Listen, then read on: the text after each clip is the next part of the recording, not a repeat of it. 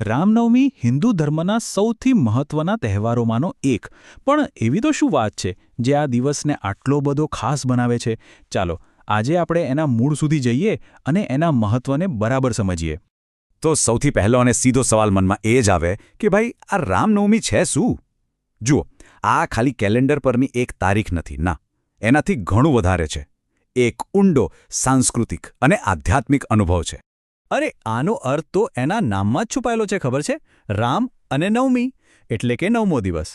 હિન્દુ પંચાંગ પ્રમાણે ચૈત્ર મહિનાના શુક્લ પક્ષનો નવમો દિવસ એટલે કે એ દિવસ જ્યારે ભગવાન રામનો જન્મ થયો હતો. બસ એટલે જ તો આ દિવસને એમના જન્મોત્સવ તરીકે આટલી ધામધૂમથી ઉજવવામાં આવે છે. પણ સવાલ એ છે કે આટલી મોટી ઉજવણી, એની પાછળનું કારણ શું છે? ચલો એને પણ સમજીએ. આ ઉજવણીના મૂળમાં મુખ્યત્વે 3 બહુ જ શક્તિશાળી કારણો છે, અને આ કારણો જ આ તહેવારને માત્ર એક બર્થડે સેલિબ્રેશન કરતાં કંઈક વિશેષ બનાવે છે. જુઓ, સૌથી પહેલું અને સ્પષ્ટ કારણ છે ભગવાન રામનો જન્મોત્સવ. આ એ જ દિવસ છે જ્યારે અયોધ્યામાં રાજા દશરથ અને રાણી કૌશલ્યાને ત્યાં એક દૈવી શક્તિએ માનવ સ્વરૂપમાં જન્મ લીધો. બીજું કારણ એનાથી પણ વધારે ઊંડું છે: અધર્મ પર ધર્મનો વિજય. ભગવાન રામનું આખું જીવન એ વાતનું પ્રતીક છે કે કેવી રીતે એમણે રાવણ જેવી ખરાબ શક્તિઓનો નાશ કર્યો અને ધરતી પર ફરીથી સત્ય અને ન્યાયની સ્થાપના કરી.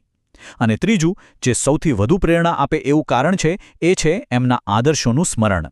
ભગવાન રામે જે રીતે જીવન જીવ્યું, જે મર્યાદાઓ એમને સ્થાપિત કરી, એને યાદ કરીને પોતાના જીવનમાં એને ઉતારવાની પ્રેરણા આ દિવસ આપે છે. ભગવાન રામ માટે એક ખાસ શબ્દ વપરાય છે: મર્યાદા પુરુષોત્તમ. આનો મતલબ શું? મતલબ કે આદર્શોમાં જે સૌથી શ્રેષ્ઠ હોય એવા પુરુષ. એમણે એક દીકરા તરીકે, એક પતિ, એક ભાઈ અને હા, એક રાજા તરીકે જે ઉદાહરણ પૂરું પાડ્યું છે ને, એ આજે પણ આપણા બધા માટે એક માર્ગદર્શક જેવું છે. રામનવમી એ જ આદર્શોને જીવનમાં ઉતારવાનો દિવસ છે. તો આટલું મહત્વ છે, પણ આ દિવસને ઉજવવામાં કેવી રીતે આવે છે? ચાલો એની રીત પર એક નજર કરીએ. આ દિવસની ઉજવણી એકદમ શ્રદ્ધાથી ભરેલી હોય છે. ઘણા લોકો ઉપવાસ રાખે છે, મંદિરો અને ઘરોમાં ખાસ પૂજા અર્ચના થાય છે, અને આખું વાતાવરણ ભજન કીર્તનની દિવ્ય ધૂનથી ગૂંજી ઉઠે છે.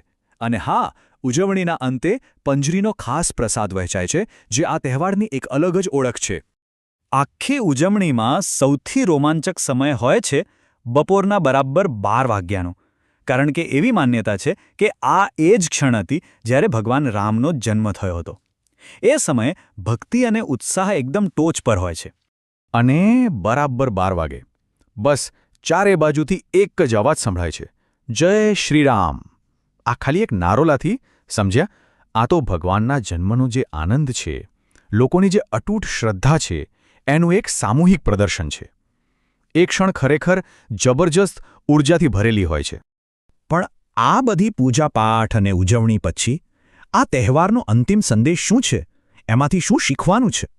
રામનવમીનો સાર એકદમ સ્પષ્ટ છે. આ કોઈ સામાન્ય ધાર્મિક વિધિ નથી, પણ એ સત્ય, ધર્મ અને મર્યાદાના રસ્તા પર ચાલવા માટેની એક વાર્ષિક યાદ છે, એક પ્રેરણા છે. અને અંતે એક સવાલ સાથે આ વાત પૂરી કરીએ. એક એવો સવાલ જે વિચારવા જેવો છે કે હજારો વર્ષો વીતી ગયા, પણ ભગવાન રામના આદર્શો આજના આધુનિક જીવનમાં કેટલા પ્રાસંગિક છે? આ સવાલ પર મનન કરવું, એના પર વિચારવું, કદાચ એ જ રામનવમીની સાચી ઉજવણી કહેવાય.